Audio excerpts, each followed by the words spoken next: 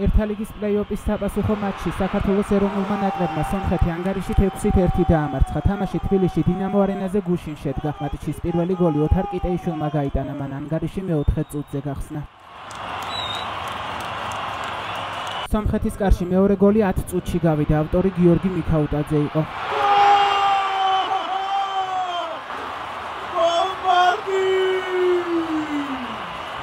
23 წუთზე გიორგი ჩაკვეტაძის გოლით საქართველოს ეროვნულმა ნაკრებმა სამხულიანი უპირატესობა მოიპოვა.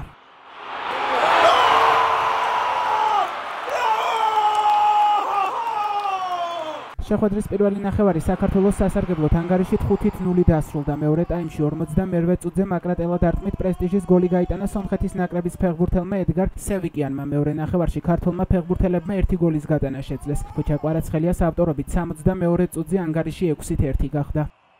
საქართველოს სომხეთის მატჩის დასრულების შემდეგ სტადიონზე ინციდენტი მოხდა. ქართველი გულშემატკივრები სომხეთის სექტორთან მივიდნენ და მათი მიმართულებით ბოთლები იცროლეს. ოცნების პროპაგანდისტები სოციალურ ქსელში აზიარებენ ვიდეოს, რომლითაც ამტკიცებენ, რომ სომხეთის ნაკრების გულშემატკივრები ქართველ კომაგებს აგინებდნენ, რასაც საპასუხო რეაქცია მოყვა. საბოლოოდ კი გაირკვა, რომ ადგილი ჰქონდა გაუგებრობას. შეძახილების სომხურად მელიქ ბეკან ჰერაცი სომხეთის ფეხბურთის ფედერაციის პრეზიდენტს არმენ მელიქ ბეკიანს მიემართებოდა. ქართველებმა კი გინებად აღიქვეს. გულშემატკივრებს შორის დაპირისპირება უეფას მხრიდან შესაძლოა სანქციების მიზეზი გახდეს.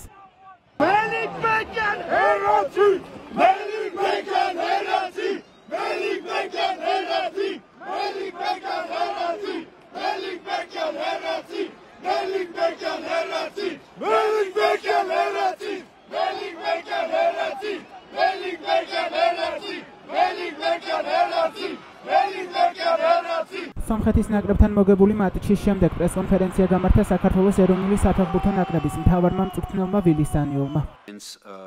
მნიშვნელოვანი იყო ამ თამაშების მოგება და ბელიგაში დარჩენა, რადგან მხოლოდ ძლიერ ნაკრებებთან თამაშით შეგვიძლია გავაგრძელოთ განვითარება. კმაყოფილი ვარ პირველი ტაიმით, სადაც მაღალი ინტენსივობით ვითამაშეთ მათ შორის თავდასხმაში. მეორე ტაიმი განსხვავებული იყო. რთული იყო 5-0-ის შემდეგ ინტენსივობის შენარჩუნება. ბევრი ცვლილება განვახორციელეთ და საინტერესო იყო მოედანზე შემოსული ფეხბურთელების ხილვა. გიორგი მიქაუტაძე ჯერ კიდევ ახალგაზრდა მოთამაშეა და იმედი მაქვს მომავალში კიდევ უფრო უკეთ ითამაშებს. ვფიქრობ, ასეც იქნება, როდესაც საკლუბო დონეზე მეტი სათამაშო დრო ექნება. ევროპის ჩემპიონატმა მას დიდი თავდაჯერება მისცა. რთულია იმის თქმა დაუბრუნდებით თუ არა 3 ცენტრალური მცველით თამაშ. ამ ტაქტიკაზე გადასვლის გადაწყვეტილება 3-4 წლის წინ მივიღეთ. მაგ პერიოდის შემადგენლობიდან გამომდინარე საუკეთესო არჩევანი იყო და მან შედეგი მოგვიტანა. ვითამაშეთ ევროპის ჩემპიონატზე. ახლა გვყავს ლუკა ლოჩოშვილი და საბა გუგლიჩიძე, რომელთაც იტალიაში სათამაშო პრაქტიკა აქვთ. განსხვავებული ტიპის მოთამაშეები არიან და უფრო მეტი დინამიკა ახასიათებთ. ეს შესაძლებლობას გვაძლევს ვითამაშოთ განსხვავებული დაცვის ხაზით. ჯერ ადრეა იმაზე საუბარი, როგორ ვითამაშებთ სექტემბერში, თუმცა რამდენიმე სათამაშო სქემის გამოყენება მეტი შესაძლებლობას გვაძლევს თამაშისთვის მოსამზადებლად. ეს კარგია ჩვენთვის და მომავალში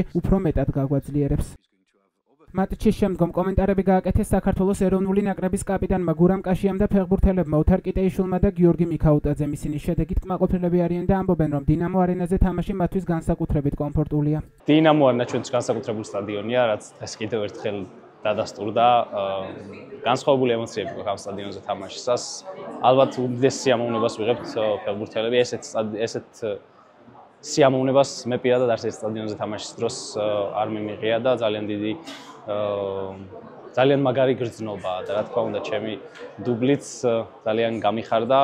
ძალიან მნიშვნელოვანი იყო გუნდის კარგი თამაში საკუთარი გულშემატკივრის თვალწინ, რაც პირველივე წუთებიდან ძალიან მაღალ დონეზე მოვახერხეთ და ვიხარია, რომ ესეთი კარგი შედეგი ვაჩვენეთ და კარგი თამაში. დღევანდელი თამაში დედაჩემისთვის თავის დაბადების დღე იყო დღეს და გუშინ ვითხარი, რომ გოლს გავიტან შენ დაბადების დღესთვის. ორი თამაში ვითამაშეთ, ორი მოგება, ყველაფერი ვცადეთ, რომ ლიგ B-ში დავრჩენილიყავით და გახარებული ვართ უყურა. პირველ ტაიმს რაც შეეხება, ერთ-ერთი ალბათ გამორჩეული თამაში იყო ჩემთვის და ჩვენი ნაკრებისთვის. ძალიან სწრაფად გავიტანეთ 5 გოლი და რაღაც ძალიან დიდი უპირატესობა ჰქონდა და ძალიან გამართულ და საინტერესო ფეხბურთს თამაშობდით და რამოდენიმე ბოლო თამაში ვერ ვითამაშეთ და გვინდოდა რომ დავბრუნებოდით რაღაც აი ამ სერიას, რომელსაც ხანდახან სუდი სერიის მერე კაი სერია აუცილებლად გვინდოდა რომ შეგვექმნა და ეს ორი თამაში იყო, რა თქმა უნდა, ძალიან მაღალ დონეზე შესრულებული.